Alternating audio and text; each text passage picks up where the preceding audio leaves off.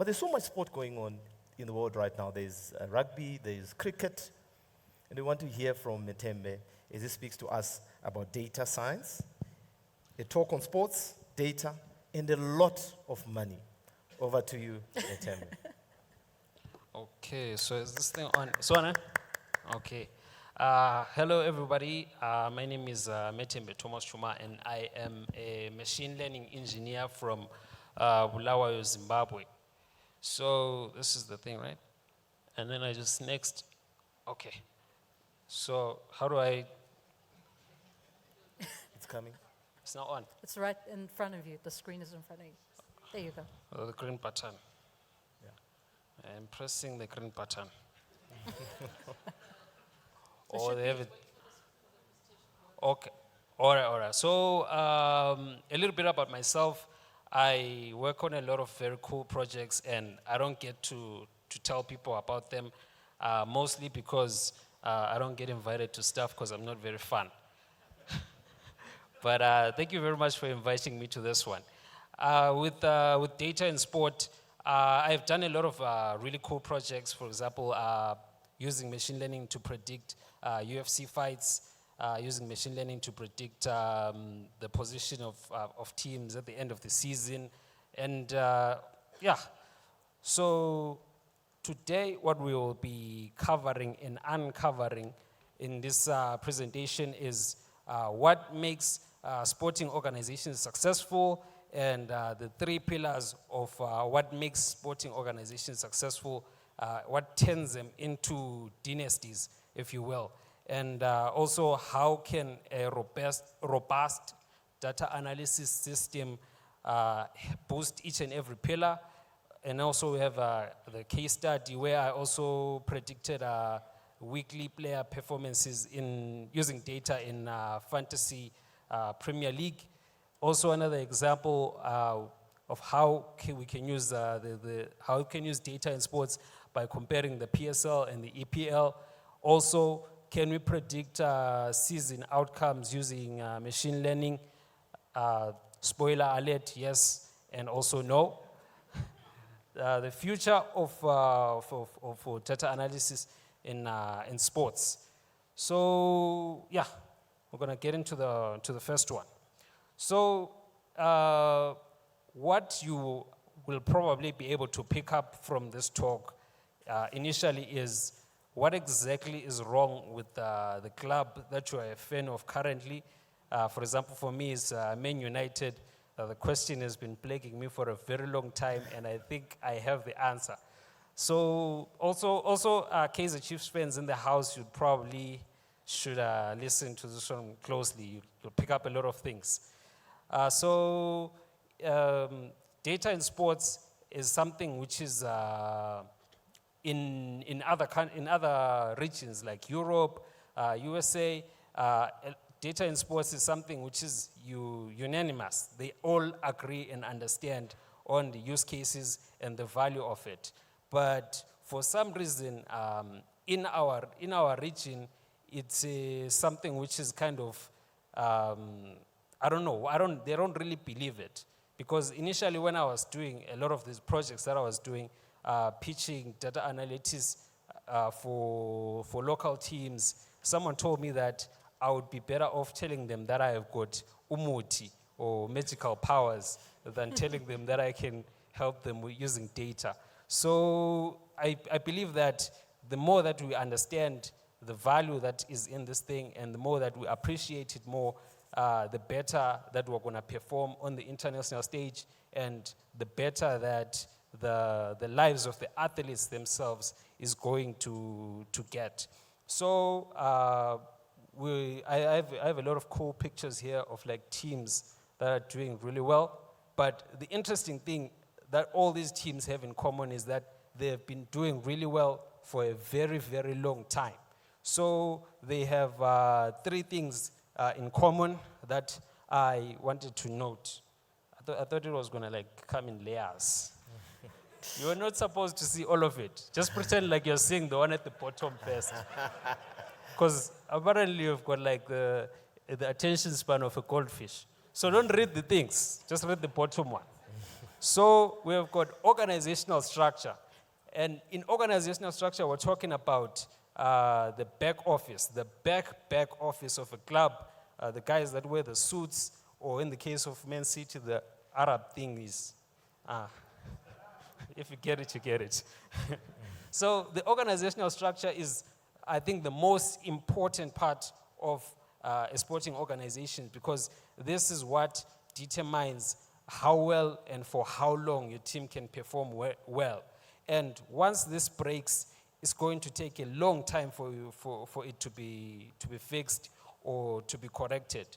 And then in the technical structure, we look at the core team that makes the players tick, such as the performance analysts, the coaching goalkeepers, and all of those other guys that you don't really see, but then it's usually like stocky guys wearing tracksuits at the training grounds.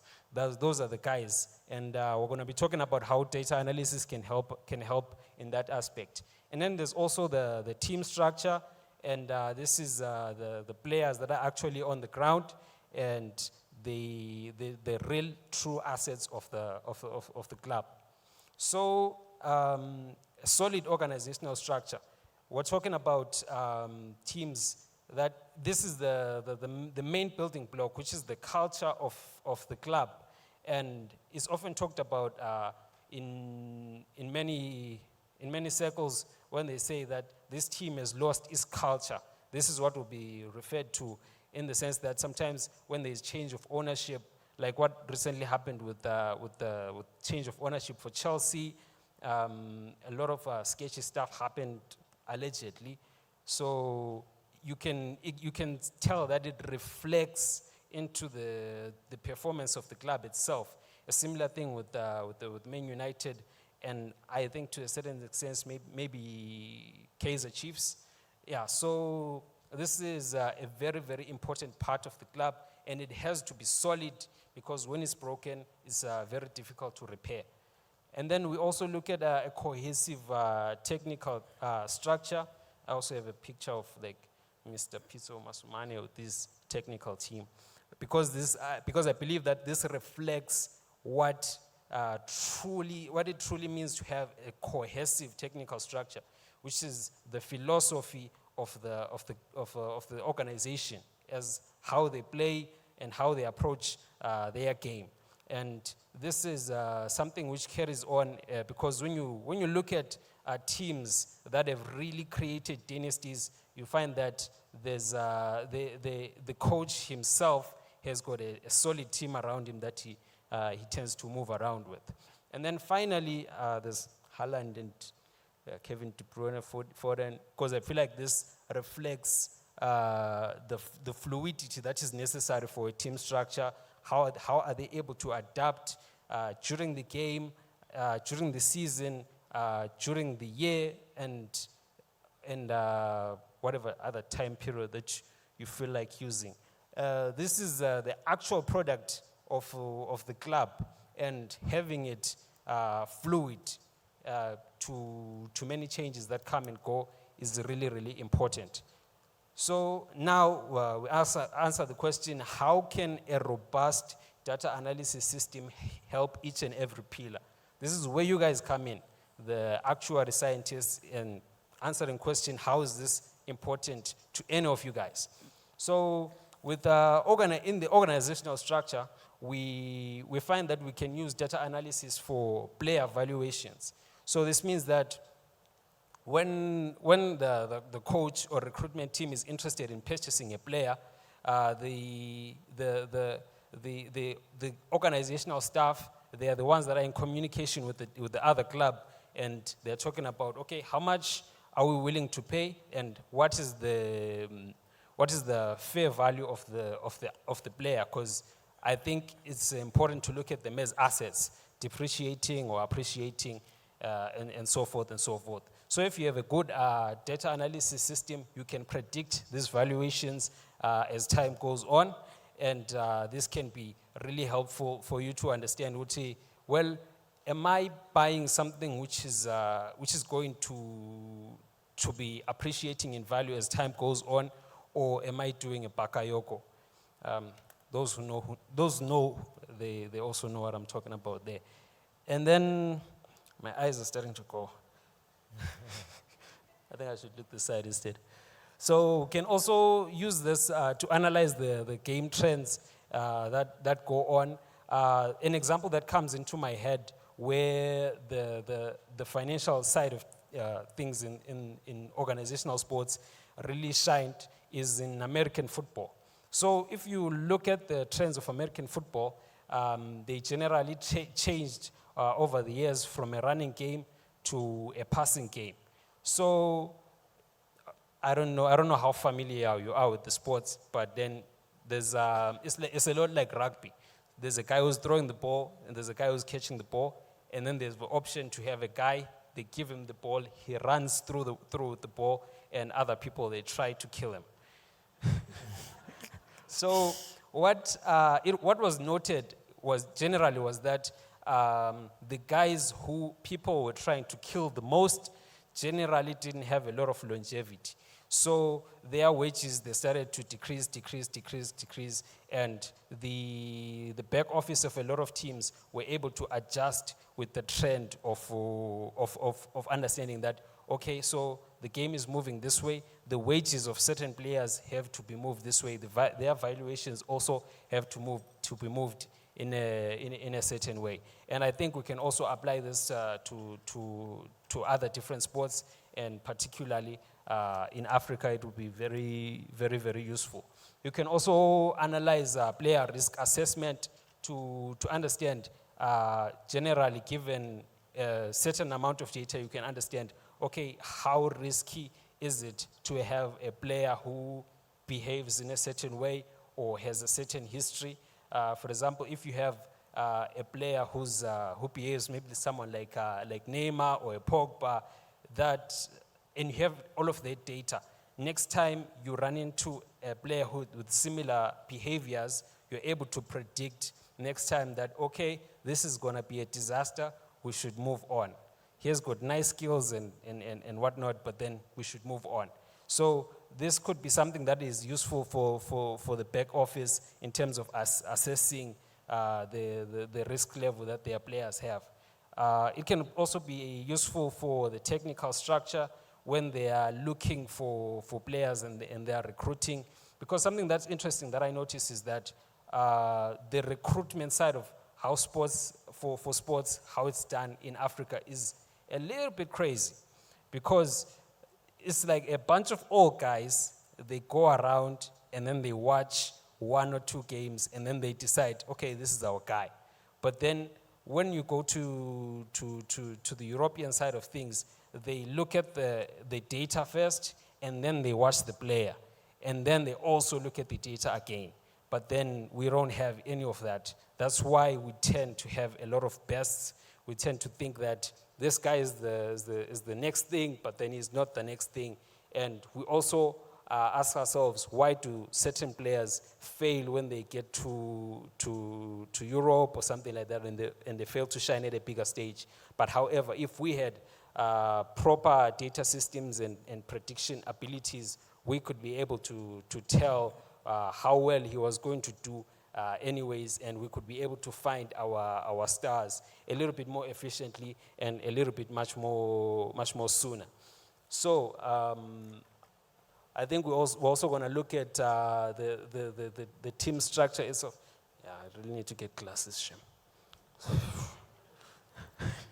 So having a robust data system, it also helps our players to become more marketable, and this can increase the dollars that are being driven to the game, because what makes the most money in football, in sports generally, is the marketing. And if you can't really win in marketing, you can't really make a lot of money. But if you have enough data about your fans, enough data about your players, you can understand which player is more marketable than another fan, than another player. And then it can also boost the league standards. If, for example, we had an open source data system where the teams at the bottom of the league who can afford to create their own systems, they can use something which is provided to them by the league, they would probably have a better chance of beating the bigger teams. And this would actually make the game a little bit more interesting to watch, because like right now it's the bigger teams like Mamelodi Sundowns and Orlando Pirates who have state-of-the-art data systems, but then the teams that are at the bottom of the league, they don't have any of these things. So there's a little bit of inequality in the amount of armor that they have. So now we look at a project, an interesting project that I was working on. Can I ask, do we have any gamblers in the house? Any people who are interested in making money by gambling? I have something here that's interesting for you. I built a machine learning model which can predict the amount of points that a player in Fantasy Premier League is going to get for you during that week. Still not yet like there. If we're asking that question, are we there yet? Still not there. Still not, but it's good enough for it to be interesting for me to put in the effort for it. But what I learned from it was that we can almost take a similar model and then apply it into football, and like real life football, and we can sort of predict how well a player is going to do during that game week. And that's something that I feel like is quite revolutionary. But the problem is there isn't enough data to predict that, because, well, no one really thinks it's possible like that. But I think with enough data, you probably can. And what I noticed, I started using this model. I think it was game week 3, and I was ranked at probably, that was 4-point-something million. And now we're at game week 8, and I'm ranked at 1.9 million, and I'm predicting myself to be ranked at under 1 million by the time that we reach half the season. So with something like that, I always ask myself if it's possible for us to use this exact same thing, but then in real life. And it'll be quite applicable for the team at the back office, the financial team, to understand, okay, if we're predicting this player to do this well in whatever season, then maybe he can be valued at this much or at that much. Because in fantasy football, you also have player valuations. So if you're able to predict the valuation of a player, it means that you can look at certain players. Like I said, we're looking at players as assets. You can look at a certain asset and then you realize, okay, this guy is undervalued, and if we have him in our team in a year or two, he could be valued at that much if he continues to perform at a certain level. And I feel like it's like flipping houses, but for like with real people, you know. And then, these are the results of the model, which show which like it has got varied results. It's a little bit of a mixed bag, with some models performing better than the other one.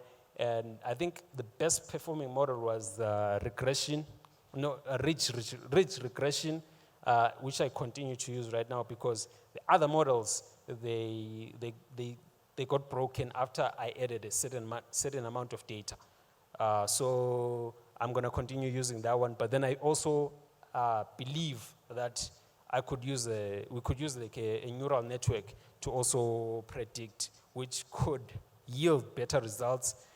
Still not sure, but it's a long-term project. So the focus really isn't on what we can do this season. This season is still a little bit experimental, and next season we're going to have enough data to have a lot more confidence, which is something that I think we can also apply in the current league and real-life football. So then I also collected the following data, which I got from transfermarket.com, which is the top 50 valued players in South Africa versus the top 50 valued players in the English Premier League. So as you can see, okay. So as you can see, in the blue one is the English Premier League, the red one is the South African League. The average age of players compared to valuations in the English Premier League is lower compared to the South African League, which I believe speaks to the recruitment policies that we kind of have. And then here we look at the valuation by country, where in England they've got more foreigners playing in their league compared to South Africa, where we've got more natives playing in the league compared to foreigners.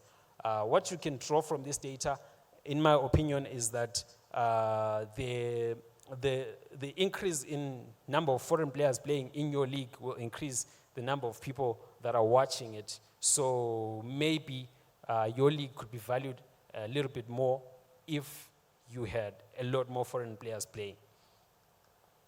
And then this one is the most interesting one, in my opinion, because when we look at it's almost like a side-by-side valuation, and this is the valuations of the South African players versus the valuation of the English Premier League players.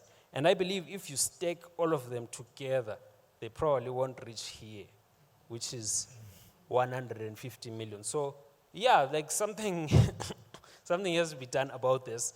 And like I said, a robust data analytics system will show you that some of these guys, they are valued way more than what this shows. But then the fact that we don't have enough data about the players, it makes it a little bit difficult for them to be valued at a lot higher prices. And then player valuation by team. I think this speaks to the disparity in income of the clubs, which is something that can probably be addressed by the leagues. Because as you can see here, even though Manchester City, for some reason, have more money than the rest of the league, they have like close competitors in terms of Arsenal, Chelsea, and whatnot. But then here in South Africa, Mamelodi Sundowns has a lot more money than the rest, which makes the competition a little bit more difficult, in my opinion. So, I also wanted to answer the question, can we predict season outcomes for teams? Well, yes and no. That's probably because we do not have enough data on the South African League to do that. But then if we did, we probably could do it very well. I did a machine learning project where I tried to experiment with that one. So for the current season, this is my prediction that Sundowns is probably going to win. I know. It's very mind-blowing, ne? But then there's also these teams which are likely to get relegated. With the way that I structured it, it's with teams that are written A, are tagged at A, are most likely to end up at position 1 or 2, and the teams that are tagged at B are most likely to end up at position 3 and 4. But then this can change as the season goes because the data will also be changing. So the main question that we kind of have to answer, 17 minutes? Sure, I thought we were 11. I'm breezing through this thing, yeah? All right. So, as I was saying,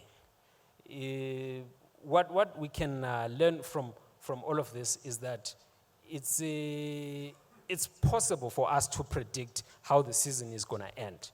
And how is this applicable to you guys again? For example, if a team is going to get relegated, you can predict that their income is going to go down because the league gives you a certain amount of money for being in the league, at least in the case of the English Premier League. So maybe by half season, if you can predict that this team is going to be out of the league, maybe you can also start looking at evaluating their players or their assets to see, okay, what can we strip from this dying horse?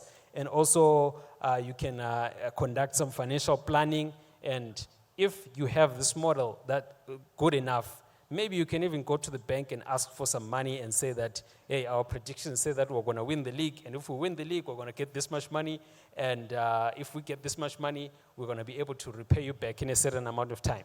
I don't know if they're going to agree with that, because the model is like 79% accurate, and banks don't like to give people money.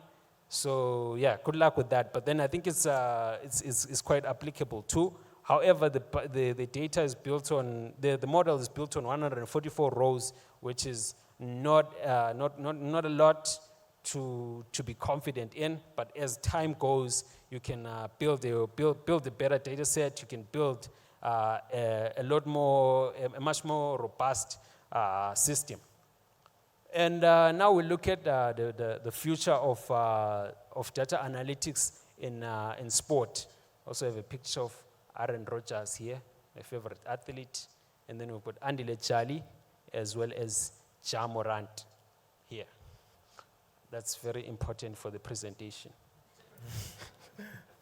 So it's the future, I believe, that is very bright, because as the more mainstream teams use these systems more and more, the old people that are in charge of these teams in my country are going to start to believe that these things, they work.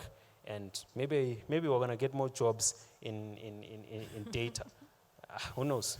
But then because in most regions, when I talk to, I've got a friend of mine in Malawi who wanted to do the same project, a friend of mine in Zambia wanted to do the same project. We all had the same problem, and we all faced the same challenges, which is a lack of interest in the whole data analytics thing. But I believe that in 2-3 years, it's going to change, and we're going to see a lot more interest in it. And what can we build in the future with enough data? We can build apps that can help to aid the coaches, substitution suggestions, team selection suggestions. We can do a lot of those cool things. We can also help to build prediction models to see if which player is going to perform well this week, which player is an injury risk, and all of those things, as well as models to predict how well a coach is going to be as a replacement, which, in my opinion, is something that should be used by now, because a lot of the times when coaches fail, the patterns in which they fail with is always the same.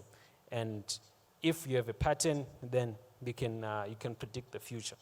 So I believe that's me. Any questions? Right, let's clap in for METHEMBE. Wow, I'm already seeing Manchester United winning this league. Let's see, we do have a question in the back. We can start with that one.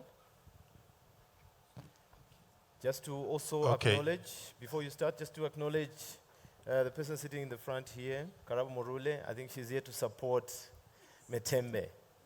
All right. I want to get a sense of South Africa. What, for instance, you mentioned Mamelodi Sundowns and Pirates.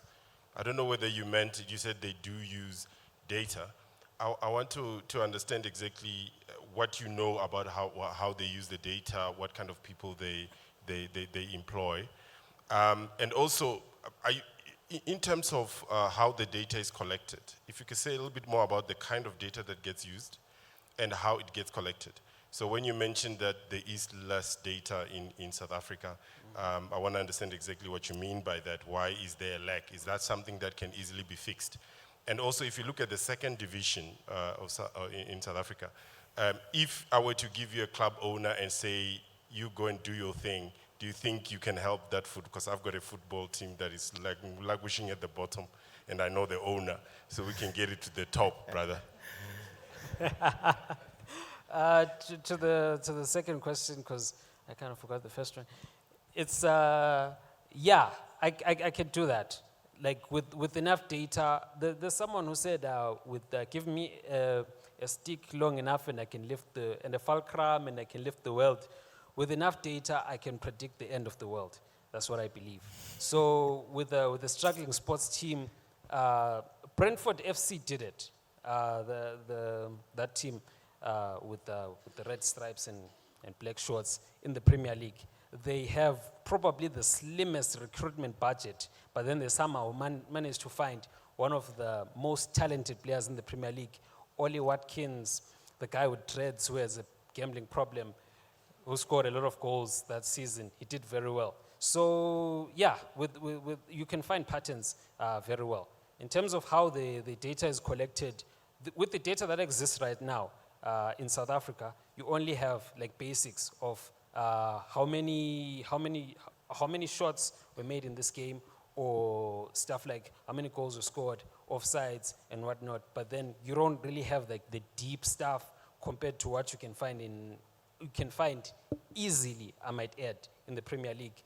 Things like how many passes have been made by which player, how many of those passes reached the target. And yeah, there's so much that you can find, but then you can't find it in South Africa. It's not difficult to collect either. You just need a couple of guys with a pen and a paper sitting through the game, observing it. Maybe I can add to that.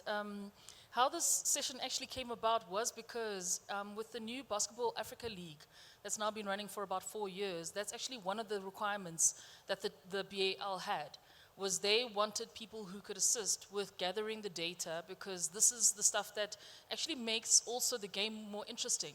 The fact that the commentator can have these statistics on hand and can tell you how many passes this person has made, how many assists they've made, what are the stats related to the game and the league in aggregate.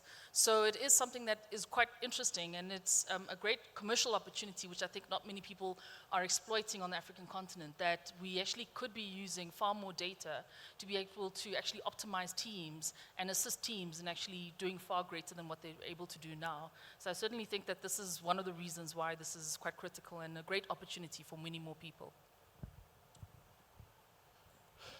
Great, awesome. We have a Okay. question. Somewhere in the middle here. The mic. Okay, someone else has the mic, so we'll come to you, Warren. You can go Oh, ahead. awesome, thank you. I'm thinking, in Africa as a whole, it's mostly third world countries, and there's so many external factors other than what the data says.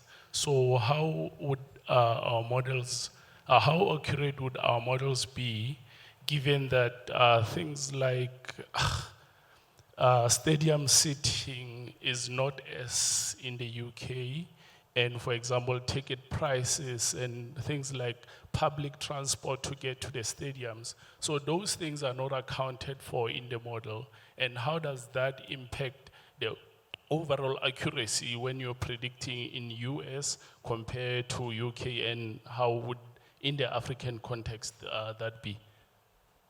Thank you. Oh, okay. So I listen this way because my hearing is also starting to go away. I'm an old man inside. So the beautiful thing about prediction models is that when I build it specifically for that league. So the statistics, all of those biases that you mentioned, they are already built into the data, that the data set that I'm already working with. So I generally don't need to worry about that, because I don't take that model and then go and paste it with the English Premier League. I use English Premier League data sets to build prediction models for that league. I separate it like that. It's like twins, but they look different. Yes. Okay, thanks. Just want to check in terms of the models and the methodologies. Obviously, you're relying on patterns and predictability, and obviously the better the pattern, the more stable it is, the better your predictions will likely be. How robust do you find these models are to changes or disruptions? And if there's a major shift change in the industry and in the data, how long does it take for your methodology to recalibrate and sort of improve its accuracy again? Is any indication of your experience of how that works? So like what I said, the models, they move with the data. It's almost like water. You pour it into different cups, they take that shape. So what I generally tend to do, for example, when there's a game that's played in the South African Premier League, I go and scrape that data and I add it back to the data set. So, so that when I retrain the model, it's now taking into account the new data. So it also is now taking the shape of what the trend generally is. That's what I generally tend to do.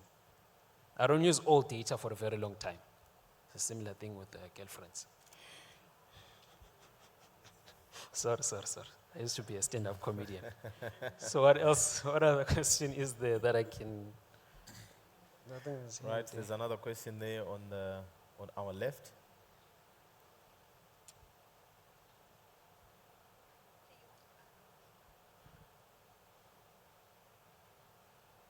Mitebe, I hope I'm pronouncing your name right. This is so brilliant for me. It's so exciting to see because for the first part, it speaks to what Michael was saying earlier about the lack of innovation in terms of the fact that we have actual graduates without jobs. Because based on this presentation, it seems like we could place ourselves in various businesses and see how we could improve them. In which case, maybe this question is generally for everybody in the room, because some of the things that have been said is that an actuary who's just an actuary is not an actuary, and then there's another definition that says that an actuary is a business person who knows mathematics and not the other way around. So indeed, is Michael right in terms of the fact that we're not being innovative enough in the profession to pursue such types of research and projects? And in terms of business, I know there's a couple of actuaries who have started businesses, and maybe Karabo, I can put you on the spot there. Just in terms of what Michael says and in terms of the context of this, because this, for me, shows very clearly that actuaries can play a role in non-traditional roles and really add value and be business people as opposed to waiting to be employed. So I think others, they're going to answer.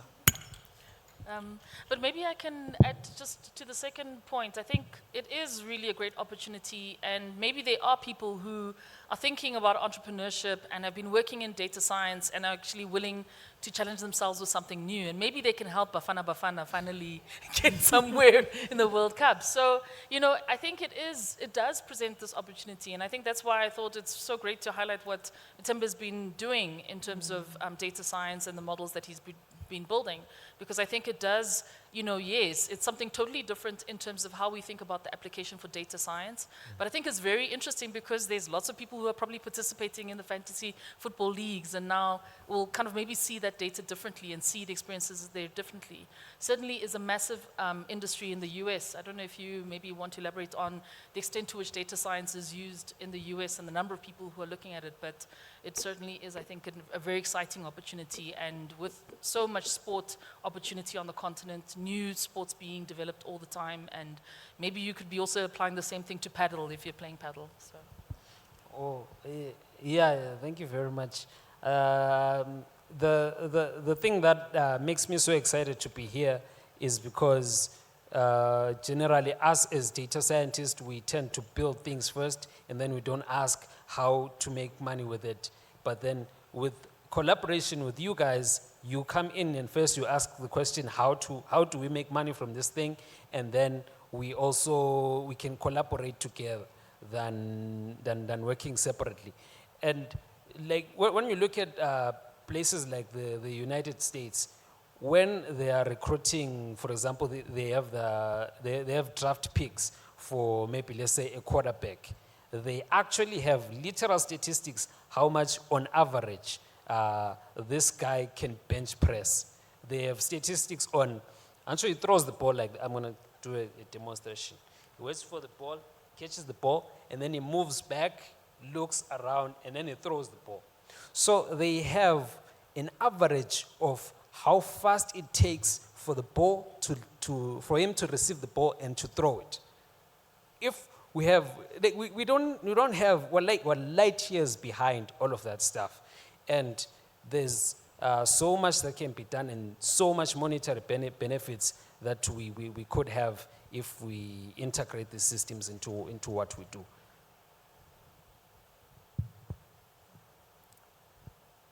that's Right. the end of the thing. Any other questions before we close? And I'm not seeing any on the app as well. All right.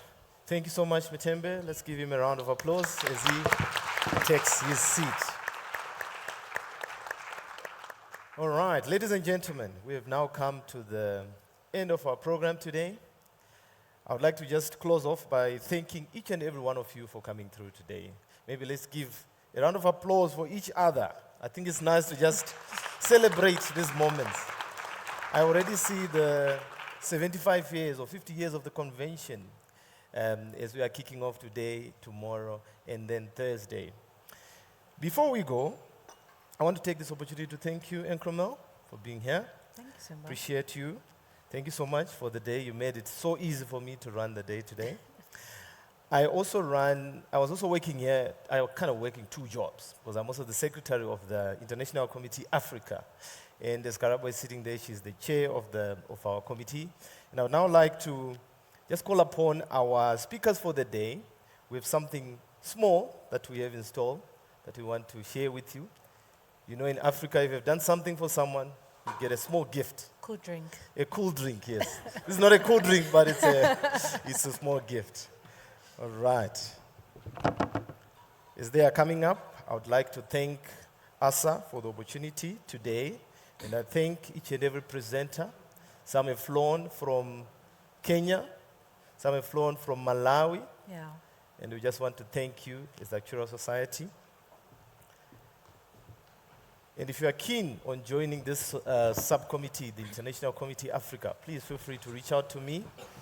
You'll find my profile on the app, and we'll take it forward. All right. And how incredible were the speakers? A round of applause. Amazing, for our eh? speakers for the Amazing. day. Yes. Thank you so much. Thank you so much. I think my mic is off.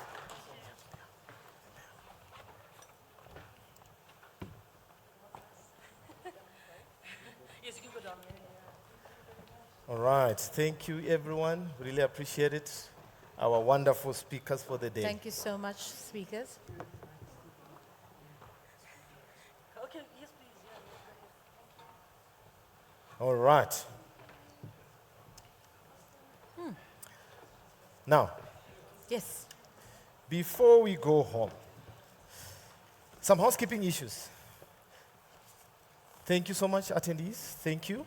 And for those who park their vehicles, please remember to collect a parking ticket at the garderobe. This was my first day seeing this word, by the way, in Cromwell, garderobe. Yeah. Please also remember to collect your socks. There is a water bottle and some socks.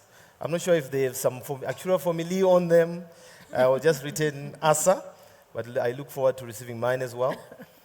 And last but not least, we'll be seeing everyone tomorrow at 8:30 a.m. We have a first plenary speaker, Jeremy Gardner, who will be taking us from tomorrow onwards. But it's been a pleasure, ladies and gentlemen. Thank you very much, and hopefully we'll see you again next year in this platform. Thank you. Thank you. Thank you.